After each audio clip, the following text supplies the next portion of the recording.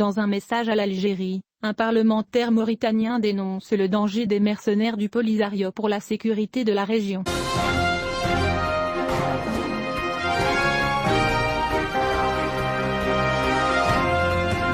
Zeinab Al-Taki, parlementaire du Parti du Rassemblement national pour la réforme et le développement, deuxième bloc du Parlement mauritanien, continue de révéler la vérité sur les mercenaires du Polisario et le danger de leur présence à la frontière mauritanienne, où ils font des ravages et se livrer à toutes sortes de crimes. Dans ce contexte, Zeinab Al-Taki a écrit, via son compte Facebook, un tweet dans lequel elle affirmait que le vrai danger sur nos vastes frontières, c'est le Solan et le Golan, les éléments du Polisario à nos frontières, ajoutant que l'autorité doit prendre des mesures strictes pour les empêcher. La réaction de la représentante Zeinab Al-Taki intervient parallèlement à l'incendie de 2 camions algériens dans la zone tampon du désert marocain. Ce n'est pas la première fois que la représentante Zeinab Al-Taki exprime ses positions sur le dossier d'un conflit artificiel sur le Sahara marocain. Et les citoyens là-bas. Elle a ajouté qu'elle considère cette démarche en harmonie avec soi-même plutôt que d'aller de pair avec une entité qui ne mérite pas ses illusions et ses fantasmes.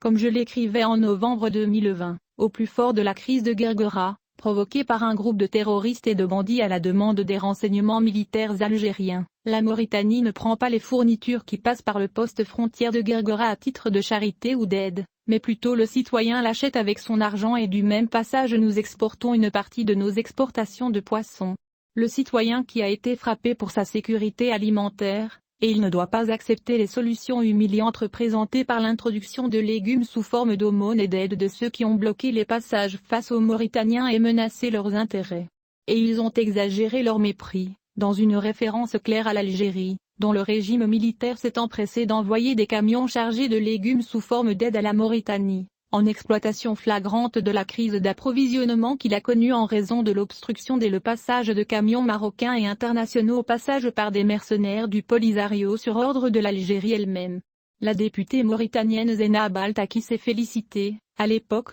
de l'opération des forces armées royales marocaines à Guerguera, qui s'est soldée par l'expulsion des mercenaires, des bandits, et l'ouverture du poste frontière face aux mouvements civils et commerciaux pacifiquement, et sans combattre. La même représentante a également exprimé la résolution de l'ONU degré 2602 concernant la question du Sahara marocain, où elle a déclaré qu'il est devenu clair que le système de l'ONU s'est plié à la logique de la réalité et du temps, qui dit que l'autonomie est le plafond le plus élevé possible et toutes les demandes supérieures à ce plafond sont un obstacle à la croissance, à la sécurité et à la prospérité de la région. Soulignant que certains faits ne peuvent être niés ni cachés, notamment que le Sahara est marocain, et l'histoire et la géographie en témoignent. De nombreux députés et hommes politiques mauritaniens avaient exprimé le même avis, appelant le gouvernement de leur pays à soutenir le Maroc et à défendre la sécurité alimentaire de leur peuple, que le régime militaire algérien tente d'hypothéquer leur quotidien et leur avenir à l'humeur et au désir des anciens de la France.